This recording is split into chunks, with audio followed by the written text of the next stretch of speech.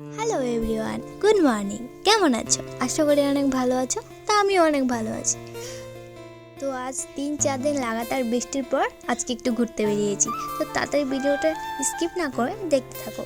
তো আজকে আমি আর আমার বেস্টি ভাবলাম যে একটু নদী থেকে ঘুরে আসি। ও বললো ঠিক আছে চল। তারপর বেরিয়ে দেখি রাস্তার যে অবস্থা, তো আমরা তো পেরোতেই পারছিলাম না। তার কারণ দেখো এতটা জল হয়ে গেছে মানে বলার বাইরে। কোনো দিনও এরকম জল হয়নি।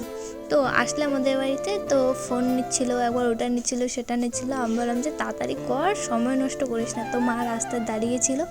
তো আমরা বের হলাম। বেরোনোর পর হাঁটতেছি, দেখলাম আমার বেস্টি সান্দান হয়ে গেছে। তো আমাকে বললো চল একটা ফ্রেন্ডদের বাড়ি যাবো। আমি বললাম ঠিক আছে চল। তো একটা দরকারি কাজ ছিল, কারণ ওর সামনে এক্সাম আছে, তাই কিছু কিছু জিনিস ওর ফ্রেন্ডের থেকে নেওয়ার ছিল, তাই গেছিলাম। আর যাওয়ার সময় দেখো ওয়েদারটা কি ভালো লাগছিল। আর আমাদের গ্রামটা এতটাই সুন্দর মানে বলার বাইরে, তোমরা নিজেরাই দেখে নাও। পুরো চারোদিকে সবুজ আর সবুজ, কি দারুণ লাগছিল দেখতে। আর আমি আরও হাসাহাসি করছিলাম এটা নিয়ে যে ওই গরু ছাগলের মতোগুলো আমরাও গরু ছাগল, খালি হাসাহাসি করছি। তাই নিয়ে হাসাহাসি করতে করতে আমরা যাচ্ছিলাম।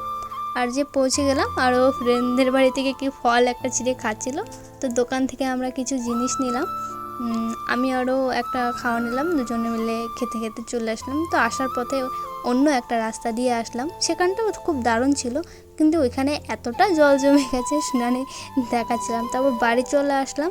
বাড়ি এসে স্নান দান করে একটু ঘুমিয়েছিলাম। ঘুম থেকে ওঠার পর আমাকে ফোন করেছে, বলছে যে তাড়াতাড়ি আয় ভিডিও করব। তো আমি এসে দেখি ওরা শাড়ি পরতেছে, আমার জন্য শাড়িটাই রেডি করে রেখেছে। তো আমি এখানে বলছিলাম যে আমি এখন শাড়ি পরবো।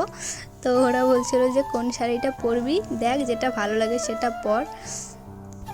ভিডিও করতে করতে একদম পুরো সন্ধ্যাই হয়ে গেছিলো। তো বাড়িতে পৌঁছে মার একটু বকা শুনে নিলাম, তারপর সন্ধ্যা দিলাম, মার সাথে একটু কাজে হেল্প করলাম। তারপরে আমি আর আমার একটা ফ্রেন্ড মিলে টিভি দেখছিলাম ঘরে, ওটাই।